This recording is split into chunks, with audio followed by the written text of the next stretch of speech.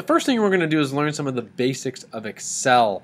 And the first thing you're going to have to do is open up Microsoft Excel from your dock at the bottom here. You can find it. It is this icon, the green X. I'm going to click on that, and up is going to open a list of choices. The choice I want to make is this one here, the Excel workbook. So I'm going to click on that, and up comes my table. The first thing I'm going to do just to make this easier for you is I'm going to zoom in. View, zoom at the bottom, I don't know, about 200%. Alright, now we're ready to roll. The first thing we're going to do is a little bit of just basic formatting for the project we're going to work on.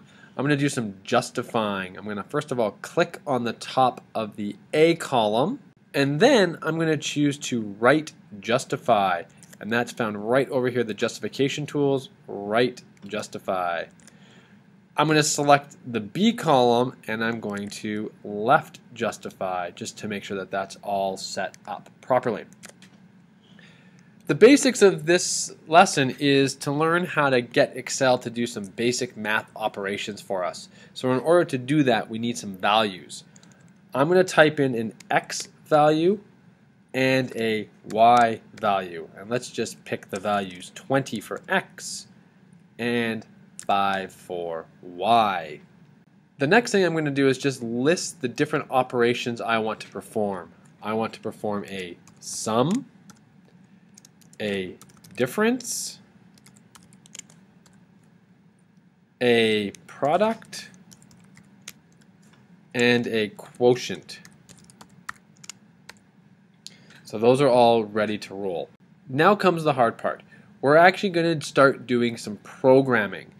Now in Excel, anytime you're going to program, you start with an equal sign.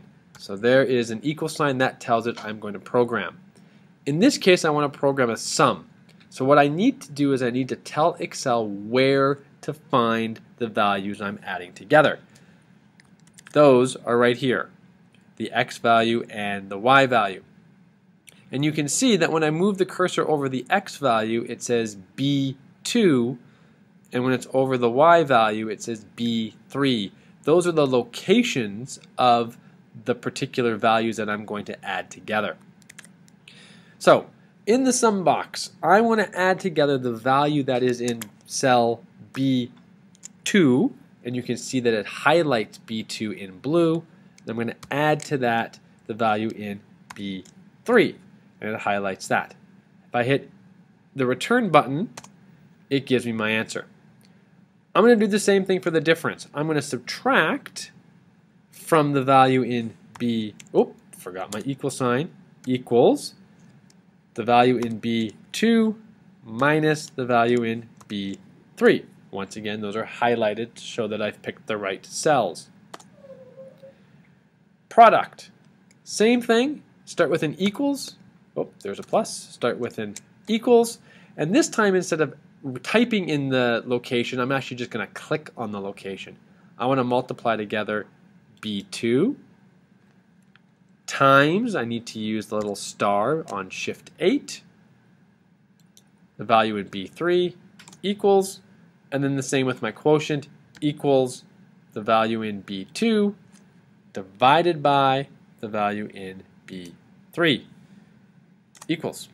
Alright, now that you've done that, you are ready to roll into some of the more advanced features of Excel that we will be looking at in class and during our first project in math for this year.